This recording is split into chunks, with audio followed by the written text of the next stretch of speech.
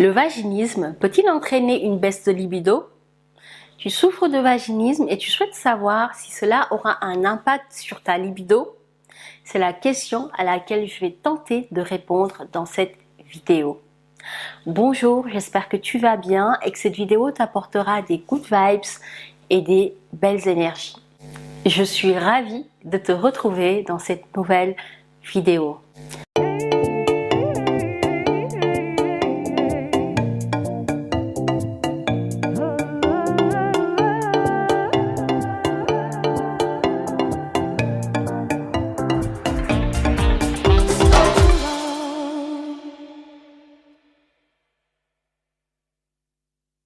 Si tu ne me connais pas encore, je suis Mame Dantipadiane, je suis coach et thérapeute spécialisée en guérison du vaginisme.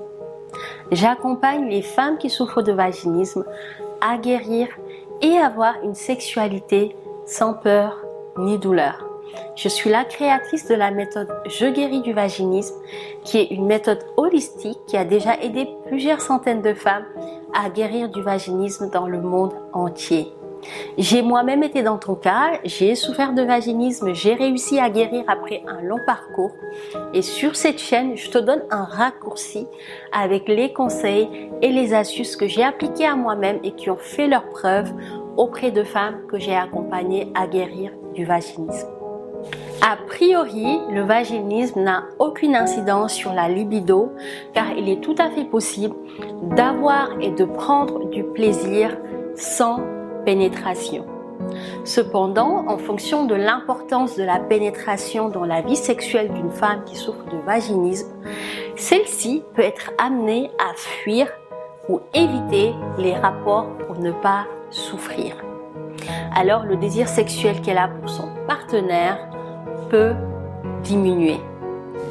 Cela est tout à fait compréhensif dans la mesure où le vaginisme est un trouble sexuel très difficile à vivre car il entraîne de vives douleurs lors de la pénétration.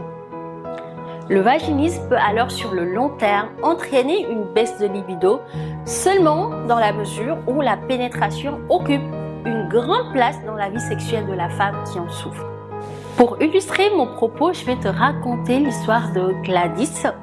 Gladys souffrait de vaginisme depuis plusieurs mois. Au début, le vaginisme ne constituait en aucun cas un frein à sa sexualité avec son conjoint. Elle parvenait à éprouver du plaisir par d'autres manières que la pénétration. Cependant, au fur et à mesure que les mois passaient, le désir sexuel de Gladys pour son conjoint a diminué. La situation était devenue tendue et elle fuyait les rapports sexuels. Lorsqu'elle nous a rejoints dans le programme, Gladys souhaitait avoir une sexualité épanouissante et surtout avoir le choix d'avoir des rapports sexuels avec ou sans pénétration. Elle voulait être libre de choisir entre les deux et ne plus être contrainte de fuir la pénétration. Nous l'avons donc accompagnée et aidée dans son processus à changer la vision qu'elle avait de la pénétration grâce à des exercices pratiques d'écriture comme les affirmations positives, mais aussi de l'écriture de lettres à son conjoint et même à son corps. Gladys a compris qu'elle avait le droit de prendre du plaisir avec pénétration.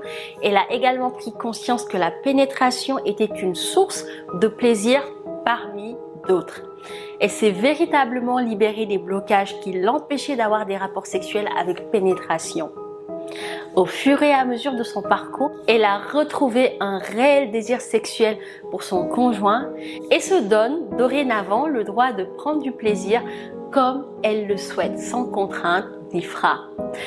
Voilà pour toi, j'espère que la vidéo te sera utile pour prendre conscience que le vaginisme n'a pas forcément d'impact sur la libido. Cependant, si la sexualité avec pénétration est importante pour toi et ton chéri, il se peut que la libido diminue sur le long terme. Personne n'a envie d'avoir mal, mais ce n'est pas une fatalité. La sexualité avec ou sans pénétration doit être fondée sur le plaisir mutuel. Si la sexualité est une souffrance, il est tout à fait normal que le désir pour son partenaire diminue. Dis-moi dans les commentaires ce qui t'a le plus parlé, ça me fera plaisir de te lire et de te répondre.